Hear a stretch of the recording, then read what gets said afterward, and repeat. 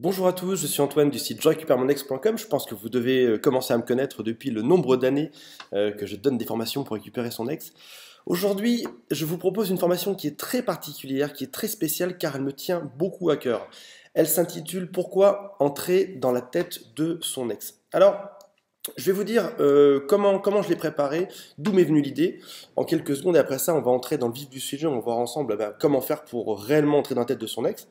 Tout d'abord, j'aime beaucoup ce sujet parce que entrer dans la tête de son ex, ça veut et dire aller comprendre ce que veut dire son ex, et d'un point de vue amoureux, lorsqu'on est à nouveau présent dans la tête de son ex, ça veut dire qu'en effet, notre ex commence à penser à nous. Donc dans les deux cas, c'est très bon signe. Il y a quelques semaines de ça, j'ai vu une petite photo rigolote sur Facebook et cette photo disait voilà, vous avez 4 pilules de couleurs différentes, une bleue, une rouge, une verte, une jaune. La première vous permet de revenir 10 secondes en arrière.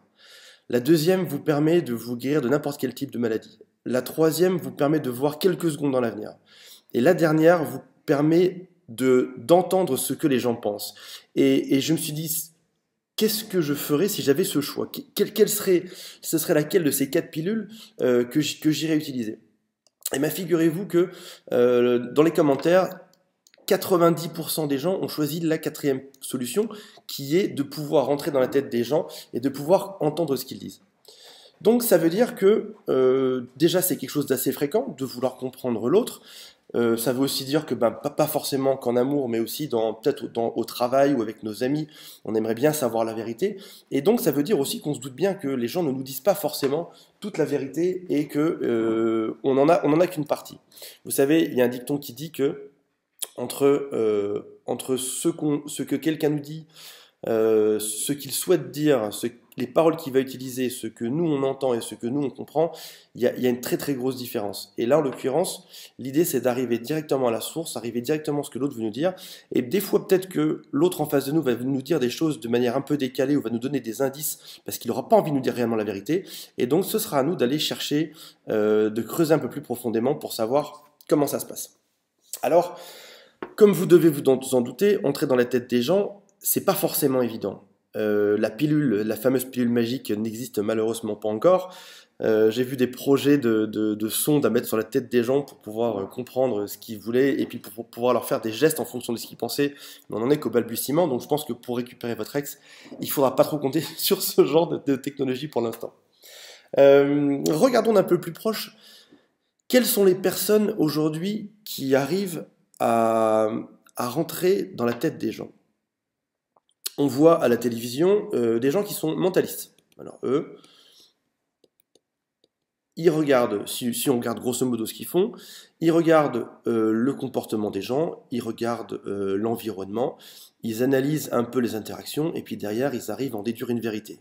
Et dans cette célèbre série télé, le mentaliste arrive en effet à déjouer, à savoir en quelques coups d'œil qui est le tueur, alors qu'a priori, le tueur ne voulait pas du tout se faire repérer. Donc il existe des techniques qu'on va pouvoir récupérer de ce côté-là. Après ça, si on regarde bien, là plutôt, alors c'est pas phénomène de foire parce que c'est un genre de spectacle que j'aime pas trop, mais si on regarde un peu du côté des voyants, par exemple ceux qui seront devant une boule de cristal, alors je sais que certains d'entre vous y croient beaucoup, moi j'y crois beaucoup beaucoup moins, mais en tout cas, ils arrivent à dire des choses qui sont très très vraies. En fait, c'est même bluffant, en fait, pour tout vous dire. Si jamais vous avez déjà eu l'occasion d'essayer, vous arrivez devant cette personne qui a une boule, il va vous dire, voilà, j'ai une vision sur vous. Il va vous dire pas mal de choses, et sur ces pas mal de choses, eh ben, l'une d'entre elles sera vraie. Et vous allez être bluffé, et ça va se voir. Vous allez dire, mince, mais c'est vrai que cette personne me connaît précisément. Donc là, encore une fois, on a d'autres types de techniques qui vont nous permettre de pouvoir comprendre notre ex sans aucune magie, sans aucun talent de voyance, juste en disant certains types de phrases, et puis derrière en les analysant. Donc, on va voir ça également ensemble. Et surtout, avant de démarrer la formation, j'aimerais qu'on clarifie un point. Et ce point, c'est pourquoi est-ce que les gens ne nous disent pas la vérité? Pourquoi est-ce qu'au final, il y a autant de mensonges dans la vie générale et en reconquête amoureuse, peut-être même encore plus? Ce qu'il faut savoir, c'est que on nous apprend depuis... Tiens, si j'écrivais dedans, ce serait encore mieux. Ce qu'il faut savoir, c'est que depuis qu'on est tout petit, on nous apprend à mentir. Par exemple, au tout début, un enfant qui naît ne ment pas, il dit la vérité. Il a faim, il a soif, il veut faire ci, il veut faire ça. Et puis un jour, il fait une bêtise, il l'avoue, il se fait gronder. La fois d'après, il fera une bêtise, il ne la dira pas, et bon, ses parents le découvriront, il se fera quand même gronder. Mais en tout cas, on découvre assez vite que être franc et honnête ne permet pas d'avoir une bonne vie sociale. Si par exemple, quelques années plus tard, vous êtes en couple et vous vous réveillez le matin et vous dites à votre partenaire, voilà, écoute, je trouve que tu sens mauvais le matin au réveil, ou alors t'as pas forcément une bonne tête quand tu te réveilles, vous sentez bien que ça va pas aider votre couple et ça va pas beaucoup aider à aller mieux. Donc, ça veut dire que parfois, il faut savoir faire des compromis et il faut pas forcément tout dire. Le mensonge est une partie évidente de notre vie. Je vais vous donner un autre exemple qui n'a rien à voir, mais qui est dans un autre domaine, le milieu professionnel. J'ai vécu j'étais salarié il y a quelques années, et il y a eu un très très gros plan social, c'était une boîte qui était gigantesque, il y avait 100 000 personnes dedans, et, et au début, ils ne voulaient pas annoncer qu'il y avait un plan social parce qu'ils avaient peur de faire chuter le cours d'action de la boîte. Et donc les actionnaires n'auraient pas été contents, et donc ils n'auraient pas eu beaucoup d'argent. Donc plutôt que de l'annoncer comme ça, ils ont commencé par dire qu'ils ne renouvelleraient pas les personnes pendant 2 ans, parce que c'était la crise. Donc ils mettaient ça sur le dos de la crise. Alors qu'en fait, c'est juste que la boîte dans laquelle j'étais n'était pas très bonne à l'occasion. Je ne donnerai pas de nom, mais c'était une très grosse boîte française qui, en l'occurrence, en est assez mal sortie avec les nouvelles technologies. Donc, ils commencent par dire qu'ils ne renouvellent pas. Donc là, ils mettent ça sur le dos de la crise. Après ça, ils vont faire ce qu'ils appellent des plans de départ volontaires. C'est voilà, nous vous proposons une opportunité. Donc là, ils réinventent la vie. Plutôt que de dire, voilà, on a des soucis, il faut qu'on se libère faut qu'on dégage des personnes, ils vont dire non. Je vous propose une opportunité. Et cette opportunité, ça va être de pouvoir partir, d'être accompagné et d'avoir en plus un package de tant de milliers d'euros. Les autres, ne vous inquiétez pas, ça va bien se passer. Et puis la fois d'après, au bout de quelques mois, et bien finalement, on va élire des gens qui voudraient bien partir, etc., etc., etc. Et au final, la boîte a coulé et il reste personne aujourd'hui dedans. Donc voilà, mensonge professionnel, mensonge dans le domaine amoureux, mensonge dans le domaine des ex, et c'est celui qui nous concerne le plus. Pourquoi est-ce que ils appellent ça les girlfriends, les BF et boyfriend girlfriend en anglais. Pourquoi est-ce que votre petit ami vous mentirait suite à une rupture amoureuse? Pour plein de raisons. La première raison, c'est que votre ex n'est peut-être pas vraiment très sûre d'elle au moment de la rupture. Donc elle se dit, voilà, je vais me laisser une porte ouverte. Comme ça, si jamais je me trompe, il faut vraiment que j'apprenne à écrire dedans. Je vais laisser une porte ouverte, comme ça, si jamais je me suis trompé, je vais pouvoir revenir derrière. Donc là, lorsque votre ex-copine, on fera les ex-copains, c'est pareil, hein, on les fera juste après. Lorsque votre ex-copine vous dit, voilà, écoute, je sais pas trop, j'ai besoin de temps pour réfléchir, etc., il y a de très fortes chances que ce soit en effet parce que votre ex a besoin de réfléchir, etc. Les gens, il faut savoir que de manière générale, les gens ne sont jamais sûrs de rien, quelle que soit la décision qu'on prend. Que ce soit un président qui postule pour se faire réélire, que ce soit sur la couleur que vous allez repeindre votre meuble. Je sais que je saute un peu du coq à l'âne, mais dans toutes les décisions de notre vie, on n'est jamais réellement sûr de faire le bon choix. Lorsqu'on change de boulot, lorsqu'on change de copine, lorsqu'on passe de une femme, 3 enfants à je sors avec ma secrétaire de 20 ans, je peux vous dire que personne n'est vraiment très sûr. Donc du coup, premier réflexe, c'est se laisser une porte ouverte. Et pour laisser cette porte ouverte, on ne va pas le faire n'importe comment. On ne va pas dire à l'autre, voilà, j'ai rencontré quelqu'un qui me plaît beaucoup, qui me plaît plus que toi, c'est ma secrétaire. C'est un peu le cliché, mais c'est un peu ce qui se passe en général. C'est ma secrétaire, ou c'est ton meilleur ami avec qui je vais sortir, etc.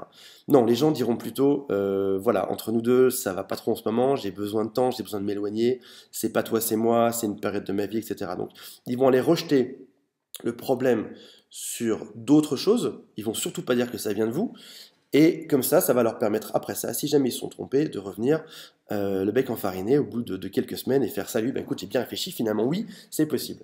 Donc là, on voit que la porte ouverte permet de garder ouvert une porte d'entrée acceptable. Ce terme est important parce que on va le entendre plusieurs fois. Ce sont des sorties acceptables. Sortir en disant j'ai besoin de temps, c'est une sortie acceptable, et en disant voilà, finalement j'ai bien réfléchi, c'est une entrée qui est acceptable. Dans les deux cas, on n'a pas à justifier plus que ça, on n'a pas de crise de chagrin, on n'a pas de couvert à se jeter dans les yeux, dans la tête, donc a priori ça veut dire que c'est une bonne excuse. Après ça, il y a des situations qui sont un peu aussi plus compliquées. Pourquoi est-ce qu'une petite amie ou un petit ami va aller mentir sur la rupture amoureuse et pas dire les vraies portes? Parce que des fois ça se passe mal. Et là, on pourrait appeler ça une dépression de couple. Ce qui est pas le cas au sens propre, mais c'est le mot qui est assez bien assorti à ça. Dépression de couple, c'est quand ça se passe très mal dans le couple et qu'on n'a pas envie d'aller y rajouter encore une couche. Si par exemple, ça fait des semaines et des mois que vous vous battez ensemble, que vous engueulez, que vous faites lit à part, que vous n'allez pas très bien, que l'un de vous deux va voir un psy, que vous prenez des antidépresseurs, que c'est tendu, peut-être en plus avec derrière des situations aggravantes, comme par exemple, qui est mon troisième point, vous avez un travail ensemble. Ou peut-être même que vous avez des enfants ensemble. Ou peut-être même que vous avez un groupe d'amis, des amis ensemble. Dans ce cas-là, il va être assez compliqué de partir en claquant la porte et de dire la vérité à son ex. Et dire la vérité à son ex, lui dire quelque chose comme voilà, je te quitte parce que tu as été en dessous de tout pendant des années, tu t'es mal occupé de tes enfants, tu me fais déprimer parce que tu as pris 20 kilos et tu es toujours assis dans ton canapé. C'est des choses qui sont ultra vraies, et c'est d'ailleurs la chose qu'on devrait lui dire, mais au final, c'est pas du tout ce qu'on dit. Parce qu'on veut préserver le travail, les enfants, les amis en commun. On ne veut pas que son mari ou que sa femme aille encore plus mal cette histoire, et il sera toujours plus simple d'ouvrir une porte, faire quelque chose d'acceptable, qui est j'ai besoin de temps, c'est pas toi, c'est moi, laisse-moi réfléchir, pense-y. Si on y réfléchit bien, tout à l'heure, je vous ai dit que dans mon plan social, il y avait eu différentes étapes. Vous vous souvenez ? J'étais dans ce job, on était 95 000 quand même, c'était énorme. Première étape, c'est l'opportunité, c'est le départ des gens volontaires. On vous propose une opportunité, non seulement vous gagnez de l'argent, en plus vous êtes accompagné, vous pouvez sortir. Après ça, ça se resserre un peu. Et là on dit c'est pas de votre faute, c'est la faute de l'économie. Après ça, on va aller sur la deuxième partie qui va être, alors là c'était même encore plus vicieux, c'est qu'ils sont passés par des prestataires indiens. Ils disent voilà, aujourd'hui vous faites un très bon boulot, mais on va vous mettre sur les tâches à forte valeur ajoutée. On va pas vous mettre sur les tâches qui servent à rien. Donc en gros, on va filer les tâches dont personne ne veut aux Indiens, et vous allez rester sur des tâches à forte valeur ajoutée. Donc là c'est positif, au passage c'est un peu raciste ou profiter de la misère de gens de dire ça, mais en l'occurrence dans la société ça passait très bien, les gens se sont dit non seulement je garde mon job et en plus on va envoyer ce que j'aime pas faire ailleurs, donc là c'est encore une très bonne opportunité. Étape d'après malheureusement, il se trouve que les Indiens sont performants, on a besoin de beaucoup moins de monde, et donc ce qui était une opportunité ici, on devient beaucoup moins une ici. Donc on propose encore de l'argent, on dit voilà vous pouvez repartir avec un peu d'argent, mais il y en a un peu moins qu'avant parce que vous n'êtes pas parti avant. Et donc là on voit bien que dans ce job-là, on part dans une espèce de grande dépression, pas une grande dépression, mais c'est en tout cas un grand flux qui va vers le bas, où plus ça va et moins ça va, et au final, à force de mettre des choses positives, on arrive dans un trou et on s'en rend compte tout seul. Et jamais de la vie, le PDG de cette société de presque 100 000 personnes n'aura été annoncé à ses employés « Voilà, la société va mal, je veux me débarrasser de vous. » Jamais de la vie. Il l'a toujours fait passer par des choses comme ça. Et au final, c'est juste une fois que les gens étaient ici, et les gens étaient surpris à la fin, ils disaient « C'est pas possible, on se retrouve vraiment à la rue, ça coule vraiment quoi. » Et ils avaient déjà pourtant eu de quoi voir que ça se passait mal. Mais ils n'ont rien vu. Ils n'ont rien vu, ça leur a paru positif tout le long parce qu'on leur a vendu différemment. J'arrête ma digression, je reviens au couple amoureux. Vous êtes ensemble, en couple. Ça se passe bien, il y a des hauts et des bas, mais vous sentez qu'il y a des petits problèmes. Votre ex va vous annoncer, primo, que il y a besoin de faire une petite pause, un petit break, parce qu'en ce moment c'est difficile. Votre ex a besoin d'aller passer quelques jours chez sa sœur. Très bien, donc vous êtes tout seul à la maison, vous ne posez pas de questions, vous dites c'est très bien, elle va prendre son temps, etc. Après ça, votre ex vous dit voilà, j'ai un week-end avec des amis, je compte y aller, je te propose que tu restes à la maison, que tu gardes des enfants, que tu t'amuses, ou que tu ailles toi-même avec tes amis, etc. Ça se passe bien aussi. Et puis un jour, vous vous rendez compte qu'en fait vous faites moins l'amour. Mais c'est pas dérangeant parce que vous le faites toujours un peu. Et puis, là où il y avait de disputes, vous faites face à autre chose, vous faites face à de l'indifférence. Et là on sent le schéma qui est en train de se dégrader. Et si ça se trouve, depuis le premier jour, votre ex, vous savez, c'est la fameuse image du Titanic.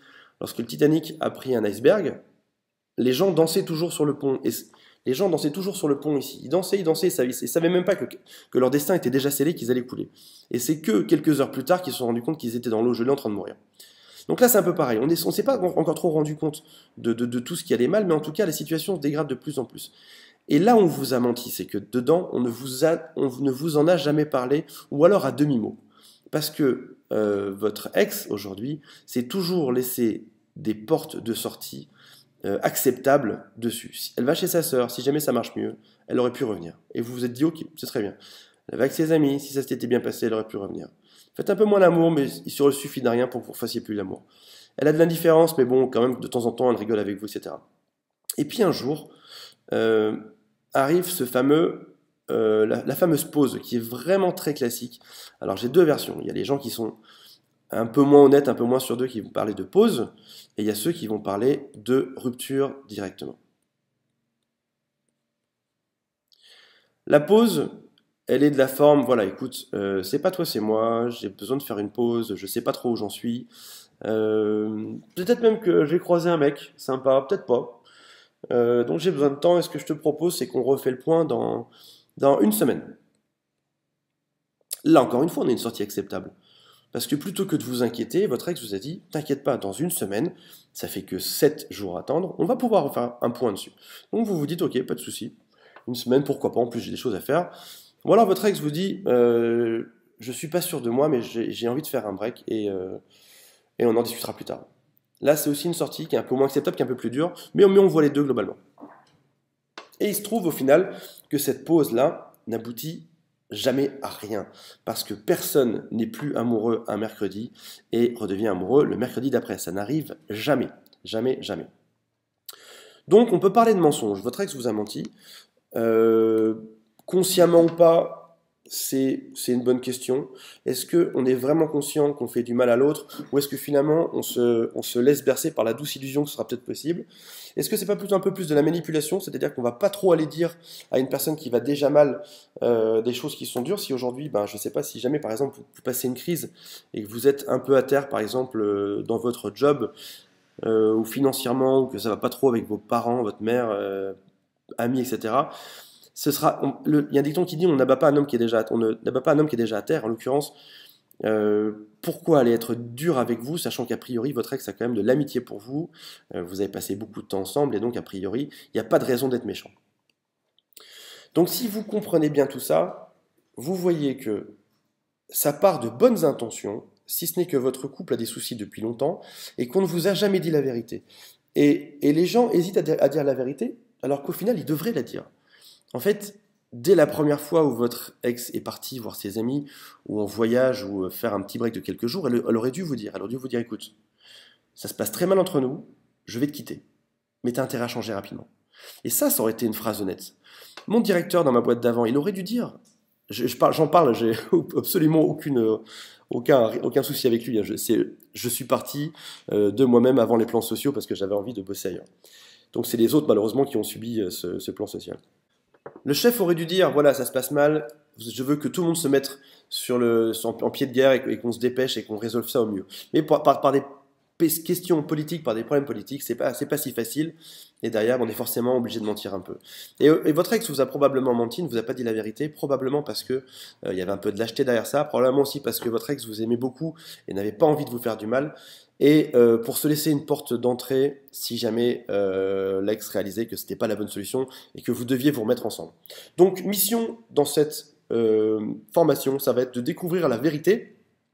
Vous allez voir que vous avez bien plus de possibilités de découvrir la vérité que ce que vous pensez. Non, ce ne sera pas d'aller espionner sur Facebook. Non, ce ne sera pas d'aller mettre un micro caché chez elle ou chez lui. Non, ce ne sera pas de mettre un GPS sur sa voiture pour voir ce qui se passe. Et comme je l'ai dit hier à un de mes clients, il m'a appelé, il m'a dit, t'avais raison. Il m'a dit, ma femme est partie, c'était il y a quelques semaines, il me dit, ma femme est partie et elle est partie pour rien. Et je lui ai dit, à mon avis, elle a quelqu'un d'autre dans sa vie. Il me dit, non, non, non, elle me l'a promis, elle me l'a dit, etc. Et il m'a appelé hier, il m'a dit, oui, t'avais 100% raison, elle avait quelqu'un d'autre dans sa vie. Mais elle m'a dit qu'elle l'avait rencontré que quelques semaines après qu'on soit quittés. Je lui ai dit, écoute, à mon avis, je veux pas faire le mec rabat-joie, mais à mon avis, elle l'avait rencontré juste avant que vous vous soyez quittés. Parce que les gens sont comme ça, les gens veulent pas faire de la peine, et puis les gens, bah, ils font au mieux pour leur propre vie. L'être humain finalement est assez égoïste. Donc on va voir ensemble comment faire pour savoir la vérité. Je ne dis pas du tout que votre ex s'est mis avec quelqu'un, mais en tout cas, on aura la vérité sur les pensées de l'autre. Vous allez voir qu'il y a beaucoup de techniques et de choses qui vont vous aider, comme par exemple, vous allez pouvoir questionner vos amis, mais en leur posant les bonnes questions. Vous allez pouvoir poser des questions à votre ex et avoir les bonnes réponses. On va aussi peut-être un peu utiliser Facebook, mais vraiment en très très petite quantité. Et je vais vous donner l'analyse des phrases et de ce qu'elles veulent vraiment dire lorsque vous faites le point avec vos amis ou avec votre ex. À tout de suite.